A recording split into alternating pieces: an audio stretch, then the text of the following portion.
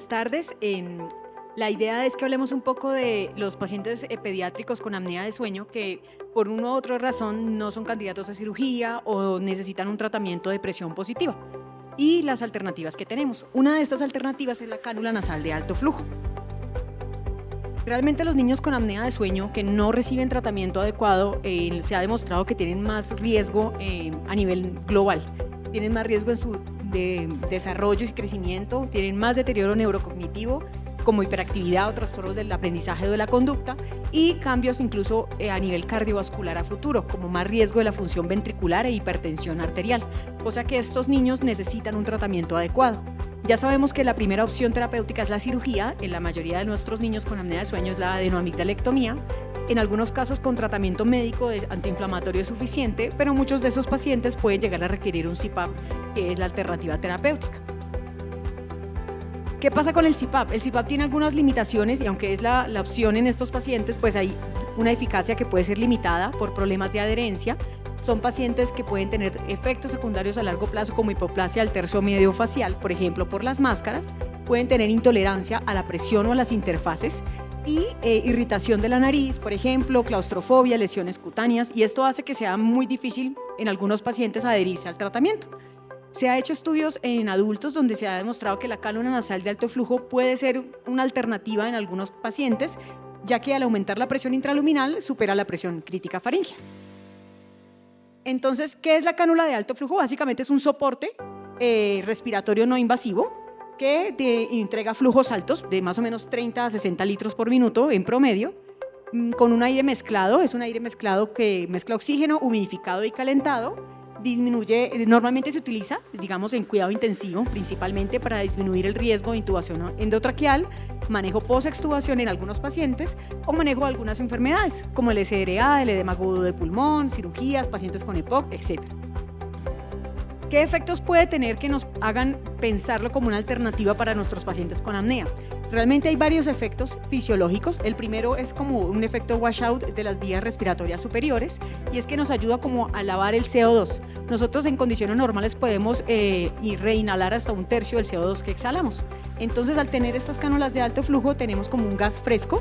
Esto va a ayudar a reducir el espacio muerto, aumenta la ventilación alveolar y se han hecho estudios en adultos como teóricos utilizando como modelos de vías respiratorias y por cada 1.8 mililitros que se aumente, por cada un litro de flujo que se aumente en la cánula, aumenta el aclaramiento de 1.8 mililitros.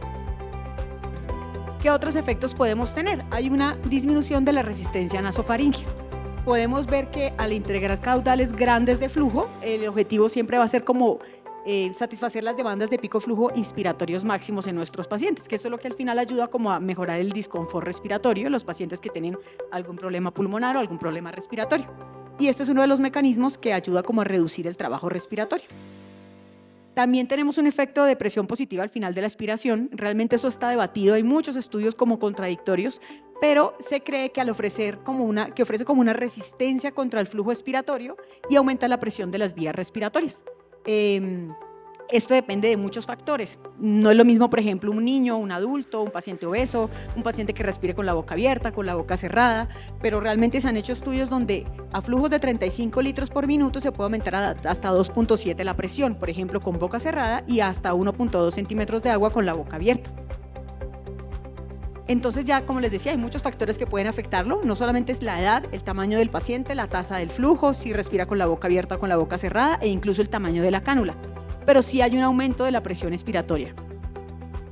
Y como otro efecto que puede tener es que nos ayuda a mejorar el clearance mucociliar. Las terapias de oxígenos convencionales normalmente ofrecen o entregan oxígeno como en una condición que hay muy poca humedad, no está caliente y esto puede afectar un poco como la mecánica de la limpieza mucociliar, aumentando el riesgo de sequedad, de irritación ocular, de broncoconstricción y al entregar nosotros un gas que es termohumidificado, pues ahí puede mejorar la clearance mucociliar.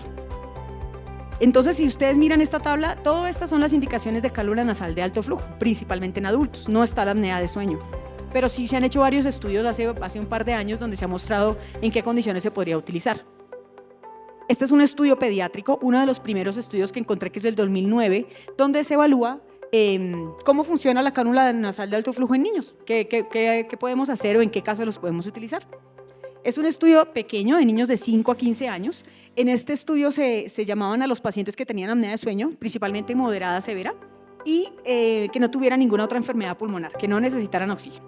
En este caso, estos pacientes se les hacía un estudio de titulación con cánula de alto flujo a 20 litros y otro normal, basal. La mayoría de los niños tenían más o menos 10 años, eran niños principalmente obesos, y había 4 niños con apnea leve, 4 con apnea moderada y 4 con apnea severa. La mitad de estos niños ya tenían indicación de CPAP y no lo estaban utilizando de manera óptima por diferentes motivos que pues, ya vimos. Aquí podemos ver, por ejemplo, en esta gráfica, este es un paciente, es el mismo paciente sin cánula de alto flujo y con cánula de alto flujo. Aquí podemos ver cómo se ocurren las hipopneas, por ejemplo, en REM y cómo mejoran con la cánula de alto flujo, lo mismo que la forma de patrón respiratorio, digamos, cómo mejora con la titulación de la cánula nasal de alto flujo. En estos pacientes se estabiliza el sueño, mejora la saturación y desaparecen las hipopneas. Esto se vio en general en todos los pacientes que se les hizo la titulación, mejoraban, digamos, de 11 eventos en promedio a 5 eventos en casi todos los niños. Digamos que la conclusión en general es que sí mejora el índice de apneas y hipopneas en los niños. Acá está más o menos de 8 a 4 en promedio. En REM, que era la principal apnea de nuestros pacientes, baja de 25 a 11 eventos. Que estos pacientes no tenían apneas centrales de base y tampoco aumentaron en la mayoría de los pacientes. Sí baja un poco la eficiencia de sueño, pues si lo comparamos a no dormir con ningún dispositivo, y mejoran los índices de despertar respiratorio. Entonces, si lo comparamos con el CPAP, de estos pacientes, 2 pacientes no pudieron hacer el tratamiento con cánula de alto flujo. En general, era uno que necesitaba presiones muy altas, ambos tenían apnea de sueño grave. Uno requería una presión de CPAP muy alta, de 20, que es alto para un niño pequeño, y otro no toleró ni la máscara del CPAP ni la cánula de alto flujo, entonces no es un paciente que pueda utilizar en este momento ningún dispositivo. Pero la mayoría de estos pacientes, digamos que sí se logró un control adecuado de las apneas en el estudio de titulación. Aquí está pues como más o menos lo que les estaba contando. Realmente la mayoría de los niños mejoraron. ¿En quiénes no mejoraron? En los pacientes que tenían apnea de sueño grave. ¿Qué pasó con estos niños? Uno, el IAH no cambió, en el otro disminuyó, pero sigue siendo subóptimo, bajó de un 72% a un 36% el control de las apneas, y en uno de los 3 sí mejoró. O sea que digamos que podemos predecir que un paciente puede mejorar si es leve a moderado, pero los pacientes graves pues puede que no le funcione. En estos pacientes que no mejoraron, la mayoría eran niñas, digamos en la prepubertad y con obesidad marcada. ¿Por qué creemos que funciona? Lo que les contaba, digamos que aumenta la presión faríngea, aumenta, digamos que alivia la limitación del flujo inspiratorio durante el sueño, principalmente en el sueño REM, incrementa el volumen pulmonar como resultado de la compliance de la pared torácica y pulmonar, y al aumentar el volumen pulmonar, pues puede mejorar las reservas de oxígeno y la permeabilidad de las vías respiratorias.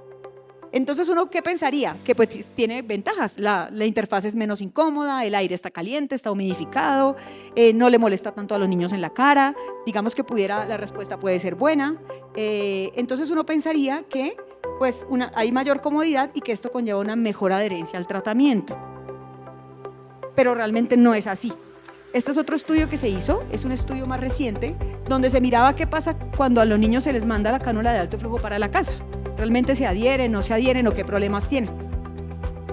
Y se encontraba, estos eran niños más pequeños, eran niños de más o menos 12 meses, o sea, bebés y lactantes, que no toleraban el CPAP, que de pronto ya tenían una apnea residual o que no eran candidatos a cirugía o que la familia no quería CPAP. Y lo que se encontró básicamente es que se les intentaba hacer como manejo domiciliario con cánula de alto flujo para mirar si realmente se adaptaban o no y qué desenlace tenían. Se hacía un seguimiento a los 6 meses del tratamiento y a los 12 meses y se evaluaba si habían complicaciones.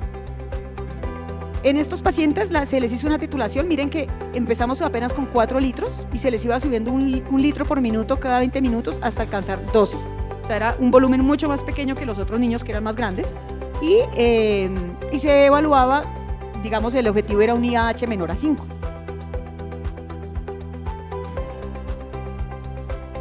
Estos pacientes todos tenían comorbilidades, la verdad es que la mayoría tenían síndrome de Down, algunos tenían encefalopatía epiléptica, otros eran prematuros extremos, otros tenían enfermedad pulmonar crónica o ya habían sido operados. Por eso eran candidatos a algún dispositivo, a algún tratamiento y no se había podido resolver con el CPAP. En estos pacientes, digamos que sí se logró mejorar, como vimos en el estudio anterior, en la práctica pareciera que funciona, sí baja el IAH de 14 a 0,4 incluso, con poquitos volúmenes de aire comparados con lo que hemos visto en los adultos. En algunos pacientes sí hubo aumento de las apneas centrales, incluso en 2 pacientes apareció respiración periódica. Pero en la mayoría se encontró que mejoraba el IAH, mejoraba la oxigenación, mejoraba la saturación media, el nadir de oxígeno, el ODI, incluso mejoraban los niveles de CO2 que los monitorizaban a través de monitor transcutáneo durante la titulación de la cánula de alto flujo. En estos pacientes, ahora vamos a mirar qué pasó con la adherencia. 19 pacientes se les prescribió, a los 6 meses 1 se salió del tratamiento, 2 interrumpieron el tratamiento porque la apnea resolvió y de los 16 restantes, 2 se continuaron el tratamiento, 4 lo interrumpieron por intolerancia. O sea que realmente es incómodo de todas maneras a largo plazo. Y entre los 6 y 12 meses se perdieron otros 3 pacientes que desistieron del tratamiento. Al final del año, 7 continuaron el tratamiento durante 12 meses, 5 lo interrumpieron por intolerancia y 8 se sometieron a cirugía para resolver pues, la causa de la apnea. O sea que realmente de todos los pacientes, solo 5 terminaron usando el tratamiento por los 12 meses. ¿Qué comentaban estos niños? Desprendimiento de la cánula era lo más común, pues que el niño se quita la cánula por la noche, eran niños pequeños. Algunos veían otros hallazgos, pero realmente lo más común era que se retiraban el dispositivo dormidos. Entonces, sabemos que funciona la cánula, sí puede, digamos que, mejorar la oclusión de las vías respiratorias, hay reducción de los índices de apnea y hipopnea, incluso mejora los niveles de oxígeno y CO2, aunque la adherencia no es muy diferente a la del CPAP, realmente a largo plazo. En estos niños sí hubo pacientes que aumentaron las apneas centrales, eran niños que ya tenían otras comorbilidades crónicas. Se cree que es porque puede ser que el CO2 haya disminuido bastante por la estimulación del reflejo inflado de Hering-Brauer o sobreestimulación de algunos receptores, pero por esto es muy importante la titulación. No es lo mismo enviar un oxígeno por cánula nasal de bajo flujo a enviar una cánula de alto flujo. Se necesita titular al paciente para ver realmente si resuelve o si presenta algún efecto adverso a la titulación. Entonces sí funciona como un método valioso en pacientes que no son candidatos a cirugía de las vías respiratorias, en pacientes que tienen una apnea residual y que no toleran el CPAP, o en pacientes que tienen una alteración ósea facial y pues no pueden recibir una máscara de CPAP por mucho tiempo por hipoplasia del tercio medio. Aquí les muestro, esto es digamos que el mismo estudio en niños un poco más grandes, que sí, digamos, tienen más alternativas de adherirse a un CPAP.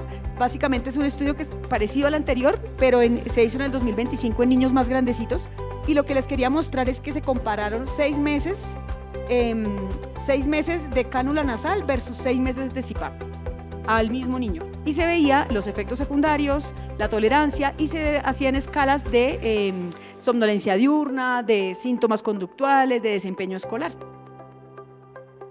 De estos niños se evaluaron, son muestras pequeñas, 29 pacientes, lo mismo que hemos visto, sí mejora la cánula nasal de alto flujo, la cantidad de apneas, incluso digamos que parecido al CPAP, pero la adherencia curiosamente en estos niños fue más alta al CPAP que a la cánula nasal de alto flujo, teniendo las oportunidades de usar ambos dispositivos.